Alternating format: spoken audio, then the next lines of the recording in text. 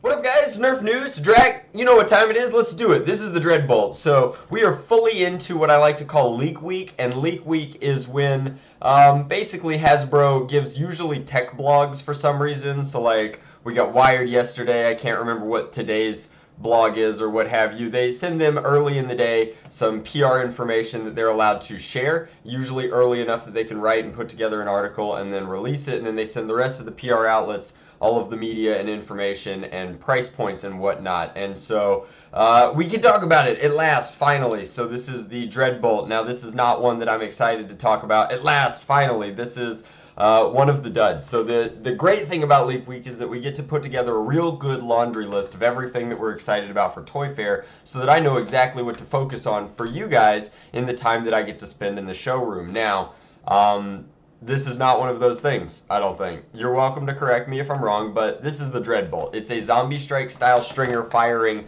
what has previously been exclusive to the Rebel line in these kind of Whistler tip soft foam arrows with plastic bodies and fins. I hate these arrows. They're proprietary ammo that doesn't fly very well, is extremely fragile, and frankly is very difficult to load. It's awkward and it's just not great. The Revolution bow was okay for loading them, but even it had its issues because it had a hard time holding onto these little plastic arrow shafts. So the Dreadbolt immediately looks like something to me, and that's not a super cool Zombie Strike blaster. I mean, obviously it's got a lot of Zombie Strike stuff going on. This looks to be a removable scope style attachment. Down here we have a foregrip. I don't think that this is necessarily going to prime it. A lot of these work with priming via pushing the arrow back, hitting the string all the way into a catch, and then the trigger releases that catch and the elastic power throws it forward. I think that this is exactly like this. This is the Rebel Courage crossbow. It's kind of like a compound crossbow, and it's super small. It uses the same sort of arrows. And my image is super low resolution, but that is what it is. This is currently selling for $14, and when I say selling, I mean that is ambitious. Like, it is barely selling at $14 at places like Walmart and online. And that's because it's a really bad blaster.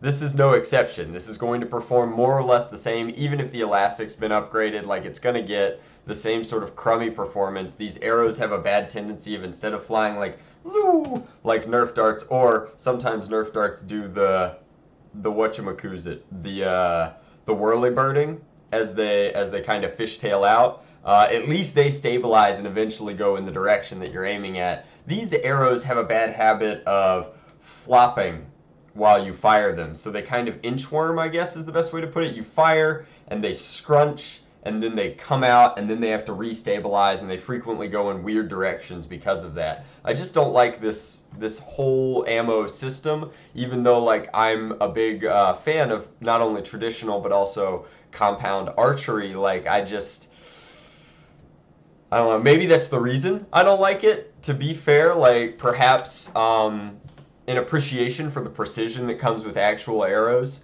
and traditional archery allows me, or gives me, great pause when thinking about the kind of dynamics in these weird, funky Rebel arrows. But the thing that I'm really upset about with the Dreadbolt, because I'm starting to get on a tangent and I want to bring it back to the Nerf news, is that the Dreadbolt is supposed to cost 50 United States dollars. Now, that could be an error, and I hope it's an error. It should be an error. And I say should because that's too much. Like, how can you have a blaster that sells for $14 and doesn't sell, and then your team decides, hey, you know what, we should sell that weirder version of the bad blaster for over 3 times the price?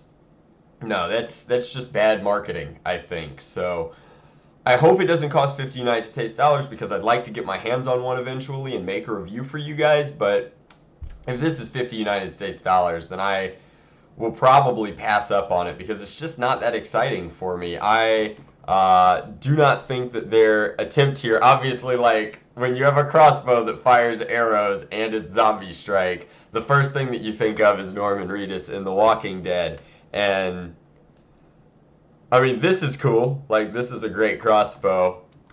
This is not a great crossbow. So I don't think that the Norman Reedus play here. I think it's a day late and a dollar short. The Walking Dead is losing popularity. I think personally that And I could look up some marketing statistics to back that up, like what the commercials have been costing recently. But I feel like The Walking Dead might have its heyday behind it, and that is an entirely personal opinion. But I think that this is just too late. I think that if the tie-in was supposed to be like Walking Dead, zombies, crossbows, zombie strike, go make one of those, I think that it's a little bit late, and I think that it's poorly executed. I would have much rather had a zombie strike crossbow that did what we'd want it to. Like, I would be okay with a flywheel powered crossbow. I think that that would be really cool. I also like the idea of a large plunger tube crossbow that does not use a smart AR.